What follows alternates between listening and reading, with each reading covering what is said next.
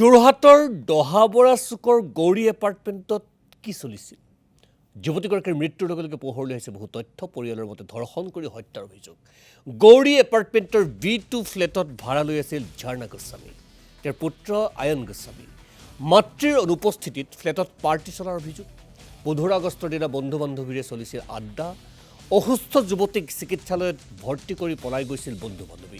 এতিয়াও পলাতক ঝৰ্ণা গোস্বামী আৰু পুত্ৰ আয়ন গোস্বামী। যোৰহাটৰ ৰৰৈয়া আৰক্ষীত এজাহাৰ দাখিল মৃত যুৱতীগৰাকীৰ পৰিয়ালৰ। সমগ্ৰ ঘটনাৰ অধিক তথ্যৰ বাবে অনুসন্ধানত নামি পৰিছে যোৰহাটৰ আৰক্ষী। আৰু এই সন্দৰ্ভত আমি অকল কথা পাতিব বিচাৰিছোঁ যোৰহাটৰ ব্যুৰো পৰমানন্দ বৰাৰ সৈতে। পৰমানন্দ বৰা, যোৰহাটত নোহোৱা নোপোজা ঘটনা সংঘটিত হৈছে, ড্ৰাগছৰ মুকলি বেহা চলিছে, হোটেলসমূহত কি চলিছে আমি পূৰ্বৱৰ্তী সময়ত প্ৰকাশ কৰিছিলোঁ। এতিয়া মানুহৰ ঘৰৰ ফ্লেটতো অভিভাৱক নথকাৰ সুযোগ গ্ৰহণ কৰি এই ধৰণৰ কাণ্ড কাৰখানা চলিছে। এতিয়া কি পৰ্যায়ত আছে পৰমানন্দ বৰা? আচলতে চাওক, সুনীত কুমাৰ ভূঞা, এই অন্বেষা শইকীয়াৰ যিটো মৃত্যু, সেই মৃত্যু আচলতে ন তথ্য পোহৰলৈ আনিছে। আচলতে যোৰহাটত কি হৈছে, নৱপ্ৰজন্ম যোৰহাটত কলৈ গৈছে, তেওঁলোকে কেনেধৰণে তেওঁলোকে সমাজ ব্যৱস্থা তেওঁলোকে ৰাখিছে, এই গোটেই প্ৰশ্নবিলাকৰ আচলতে এতিয়া যোৰহাটীয়া ৰাইজে প্ৰশ্ন উত্তৰ বিচাৰিছে।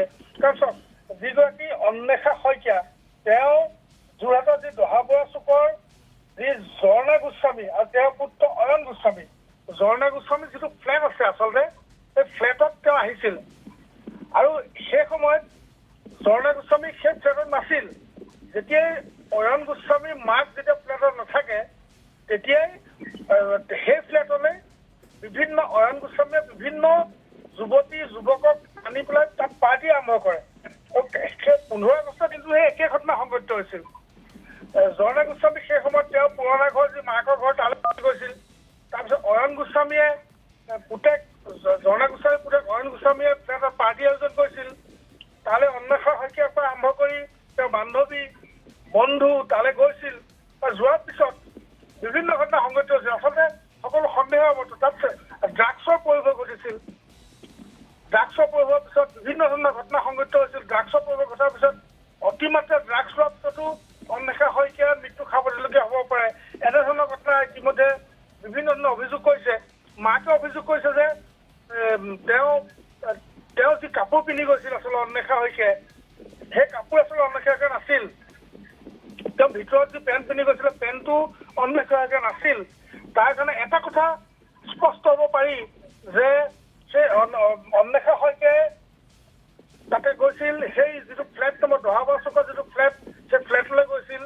তাত অয়ন গোস্বামী আছিল।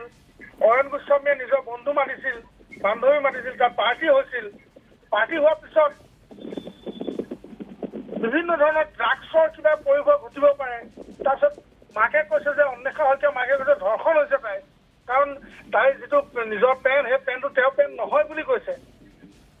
ধৰ্ষণ হ'ব পাৰে। নিশ্চয় নিশ্চয় ধন্যবাদ জনাইছোঁ পৰমানন্দ বৰা। পৰৱৰ্তী সময় নিশ্চয় আপোনাৰ লগত যোগাযোগ আমি আৰু স্থাপন কৰিম। ইতিমধ্যেই তদন্ত আৰম্ভ কৰিছে। আমিও আশা কৰিম যে এই ধৰণৰ যিখিনি কথা বতৰা সকলোখিনি খোলোচা হ'ব লাগে, মুকলিকৈ ওলাই আহিব লাগে আৰু অপৰাধী চক্ৰ পুলিয়ে ফুকাই উভাল খাব লাগে।